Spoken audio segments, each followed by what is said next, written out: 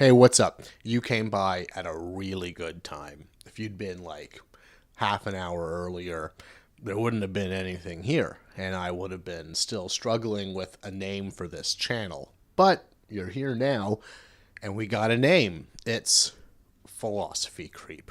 So, welcome to Philosophy Creep, which I guess makes me the Philosophy Creep, and makes this the Philosophy Creep set.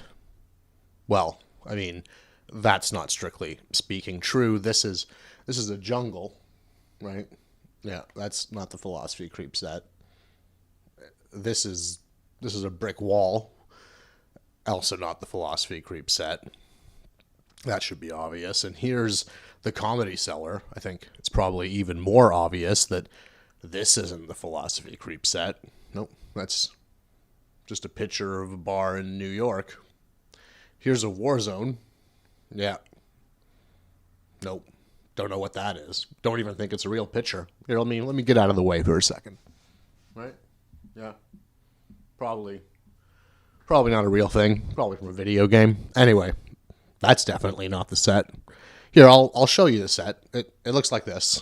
This is as much as I can show you from here. Let me show you a little bit more what's going on here. Hold on.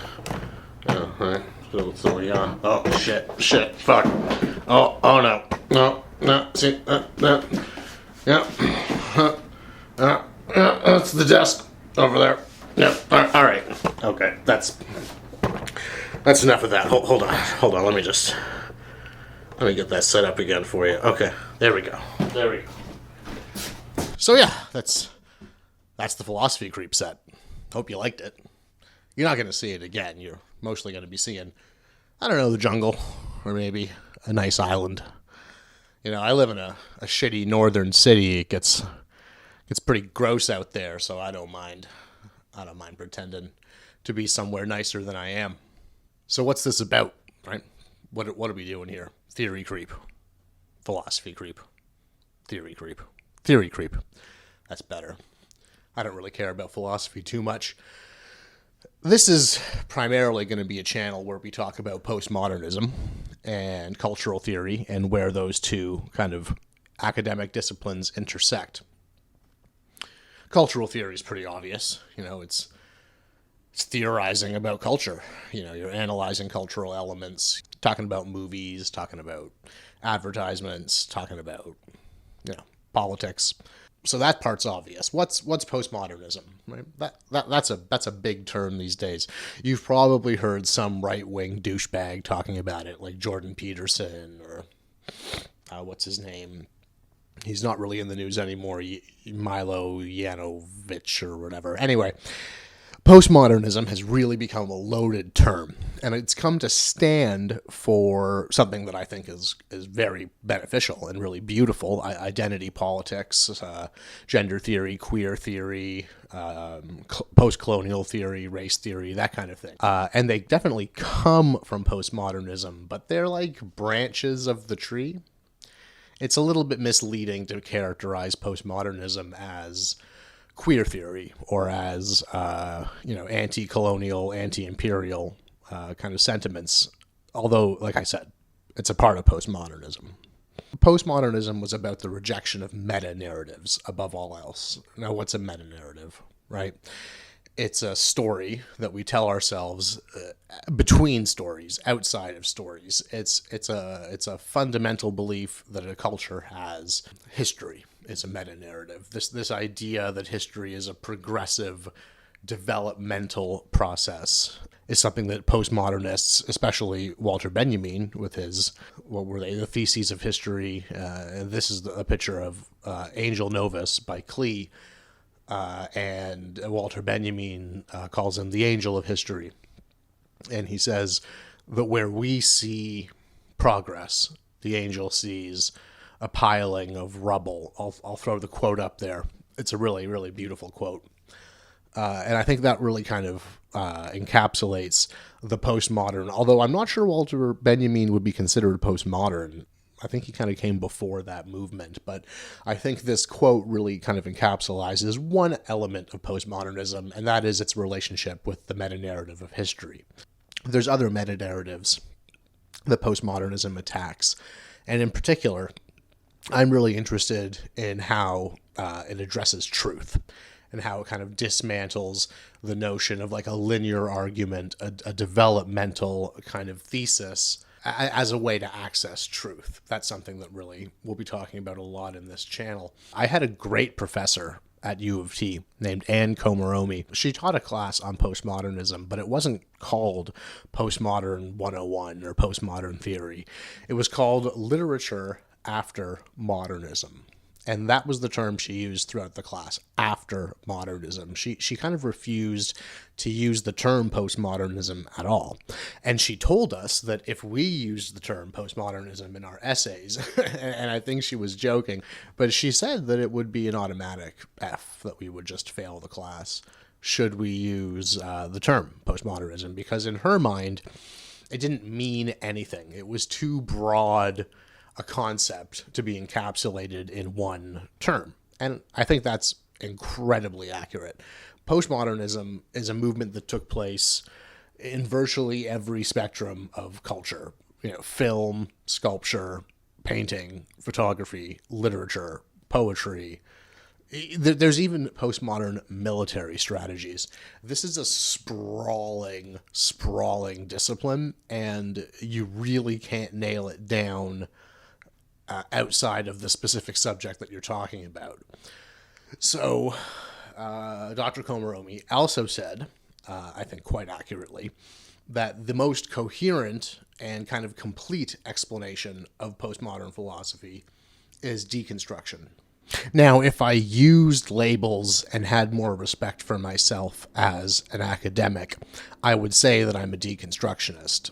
But the truth is, no one's a deconstructionist anymore. It's very much like a dead discipline. But I think of all the philosophical or literary or kind of artistic criticism traditions that have existed ever, maybe, deconstruction is by far the most accurate and expressive. And I think it says the most about the world that we live in. So what is deconstruction?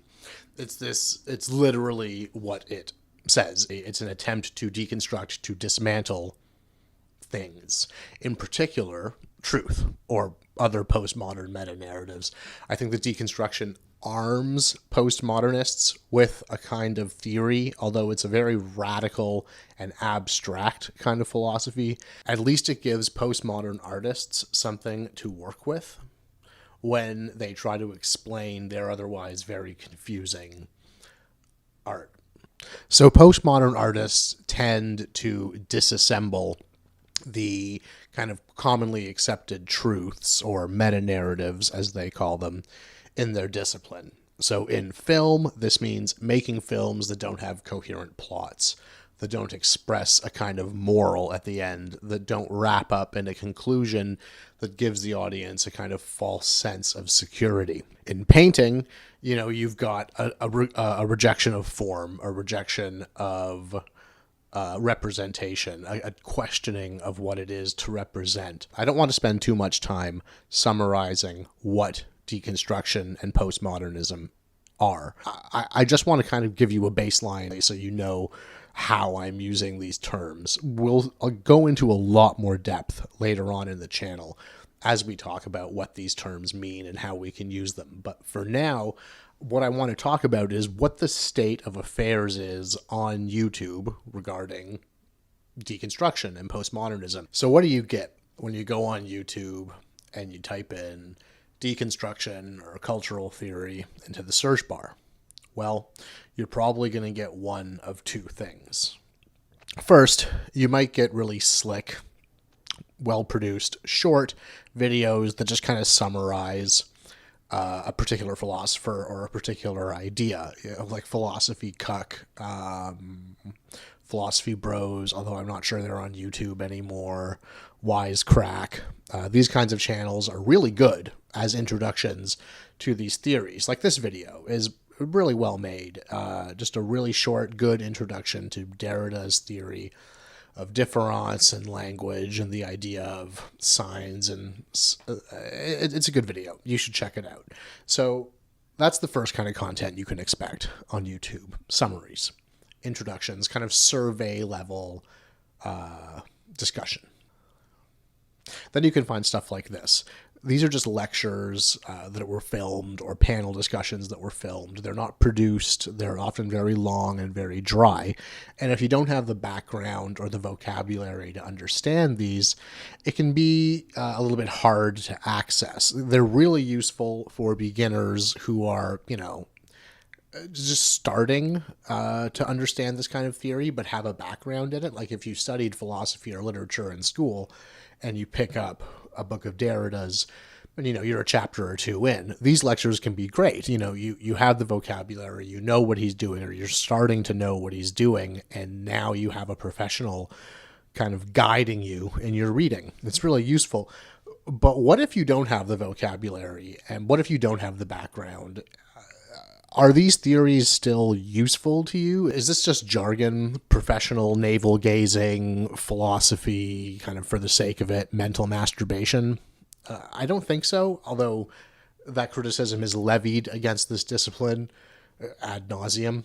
The truth is that these disciplines, postmodernism and deconstruction, they provide really useful tools for anyone, professional, academic, or layman, anyone who's trying to understand the modern world. These are useful strategies. They're difficult to access. They resist a coherent explanation, and you really need to have someone walk you through them in the beginning, because the source material, like for example, Derrida or Baudrillard, they are really, really difficult pieces of source material. They're authors that are not going out of their way to make themselves understood by their audience. In fact, a lot of their values make them hard to understand. A translator of Derrida's has a really good quote that describes Derrida's language and style and why he's such a challenging author to read. She says that Derrida is writing from inside of a tradition that he's trying to dismantle. He has no tools outside of traditional Western logic, traditional Western argumentation. And those are exactly the subjects that he's trying to dismantle. Now, the fact that he's trying to work within a system that he's trying to destroy means that his language, means that the way that he presents his arguments, the way that he represents truth, they're very complicated by the fact that he's trying to dismantle those very things. This is true of a lot of deconstruction and a lot of postmodernism. The authors often have to show their theories as opposed to tell their theories, because telling is something that they're trying to complicate or something that they're trying to dismiss altogether. So these are important ways to understand the modern world. We'll go into actual uses for these theories in a second. Where are the resources on the internet to understand these theories? They're very limited. Like I said, there's a big gap in them, basically. You've got your introductory content, and then you've got your reasonably highbrow content, and there's no kind of bridge between the two.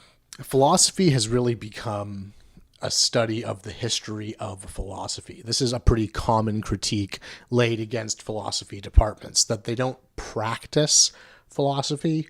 A lot of the content generated by modern day philosophers is, like I said, biographies, readings of past philosophers, syntheses of two different ideas generated by past philosophers. There's not a ton of new content, of new ideas being generated in the cultural theory and especially in the philosophy kind of zones.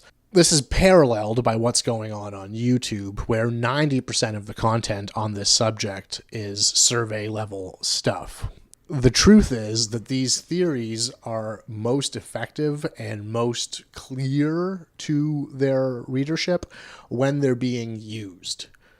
It's not until we start to actually turn theory into method, find subjects, and apply that method to those subjects that we actually see the full use and the full depth of meaning that's present in postmodern philosophy.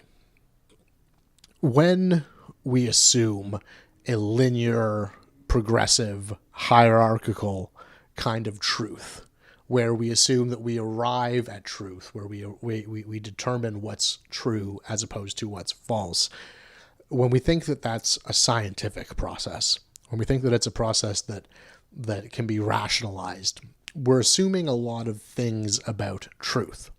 Above all, we're assuming that truth is singular. And when we do that, we assume that many other things are untrue. And I think most people understand that truth is much more complicated than a singular perspective or a singular belief.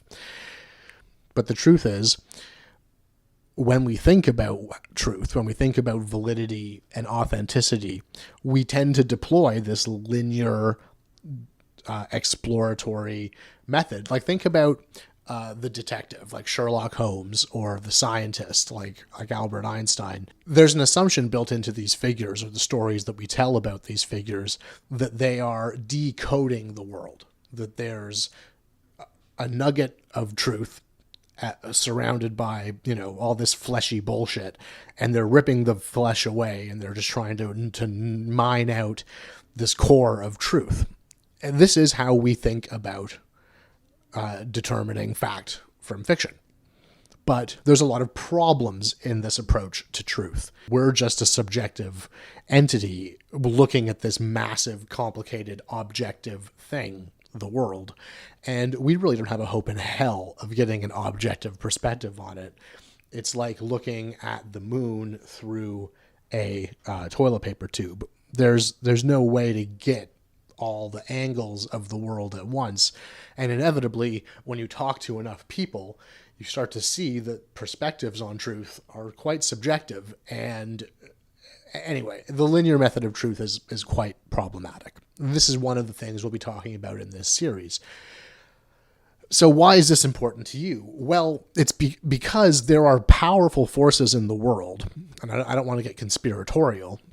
I'm talking about very tangible forces like CNN and MSNBC. Like there are the New York Times, the Washington Post. Like, there are big profitable corporations that are invested in your understanding of truth and in selling you a product that represents this linear progressive development of truth. So when you have multi-billion-dollar corporations trying to shove one particular understanding of truth and logic and reason down your throat, and they have billions of dollars worth of interest and ability, it's probably a good idea to be critical of the message they're trying to send you. I'm not suggesting that you reject it outright, just that you think about it a little bit.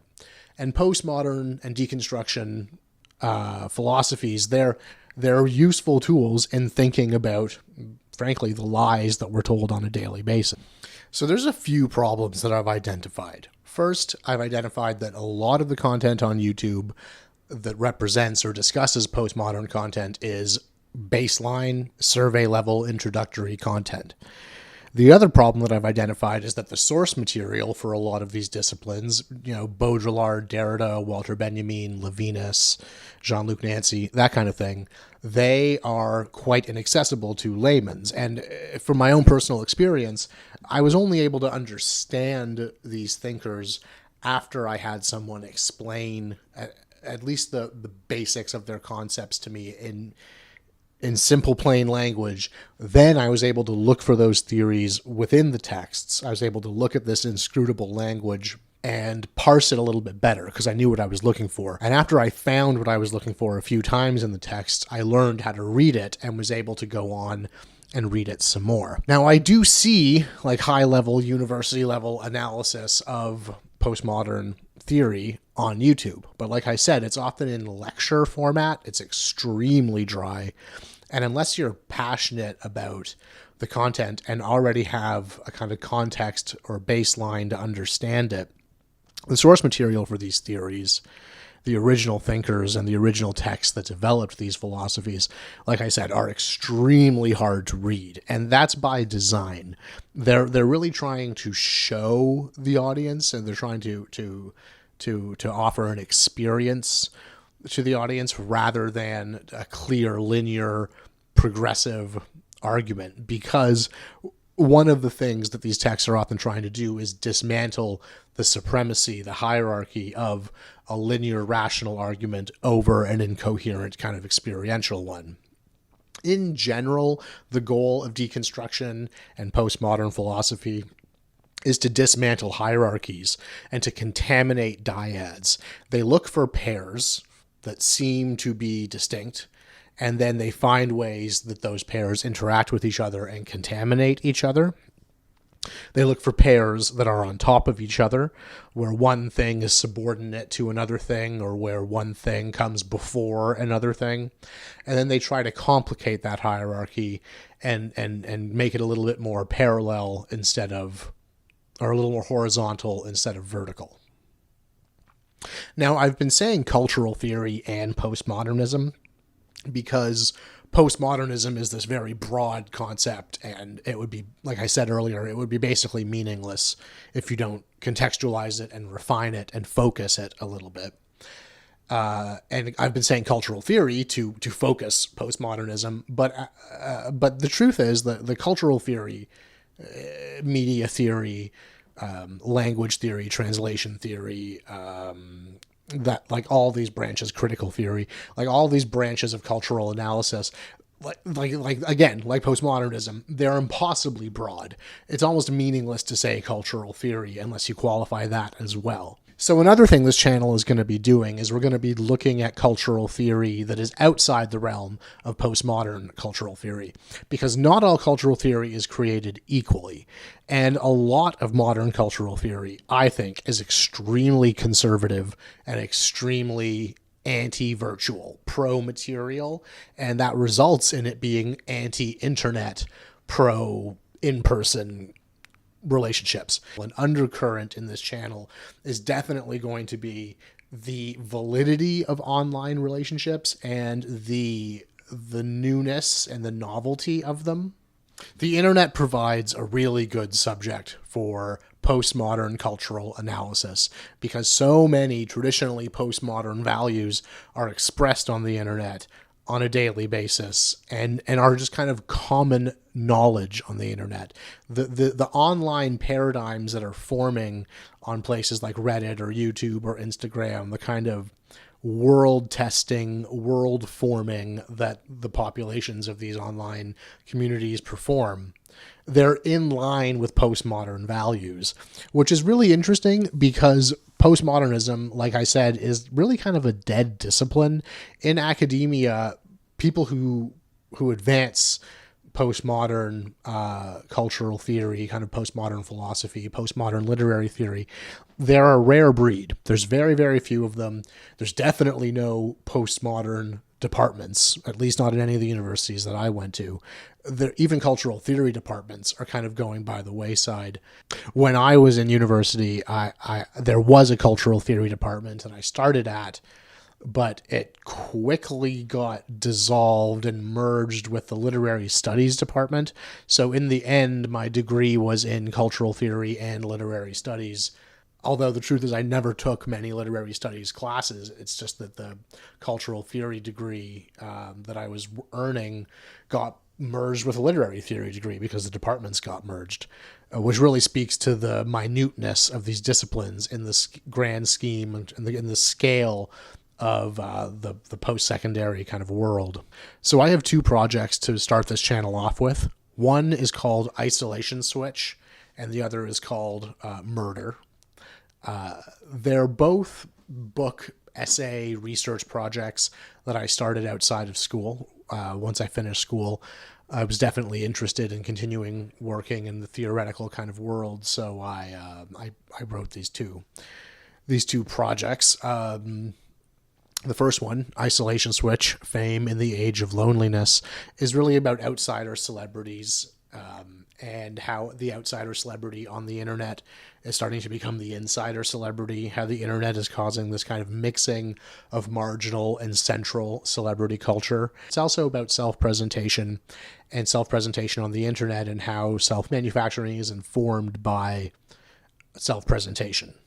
throughout history, most people weren't able to express themselves or present themselves to the masses. They could only focus on their friends and family. So as the internet and social media has made self-presentation a more mass process for everyone, I think methods of self-manufacturing as they relate to self-presentation have changed, and celebrity culture has informed that, because celebrities have always presented themselves to the masses. So that's Isolation Switch, Fame in the Age of Loneliness.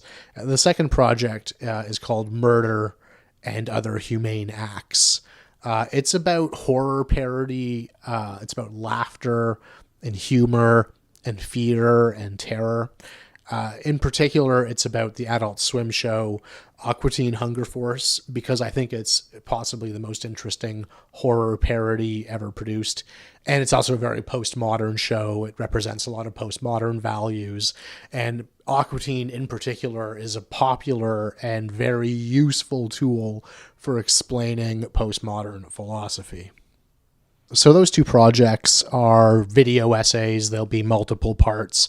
In total, they'll probably be many, many hours long, but I'll release them in short 20, 30-minute long segments. The channel will also use shorter video formats where like I'll do 10 to 20-minute long videos that are about one subject, one standalone video. I don't just want to be doing these sprawling YouTube epics. I also want to produce something that's a little bit more consumable, a little bit more, swallowable, manageable for you guys. So don't worry, we'll be cutting these video essays up with each other, because there's two of them, and we'll also be sprinkling in a little bit of standalone videos as well. Mostly we'll probably be looking at films. I'll pick a movie, we'll talk about it for 20 minutes, just to break up the tedium of talking about the same thing every day. So yeah, that's what Theory Creep is going to be about. That's what we're gonna try to fill this channel with, and hope you stick around and enjoy it with me. Thanks for watching.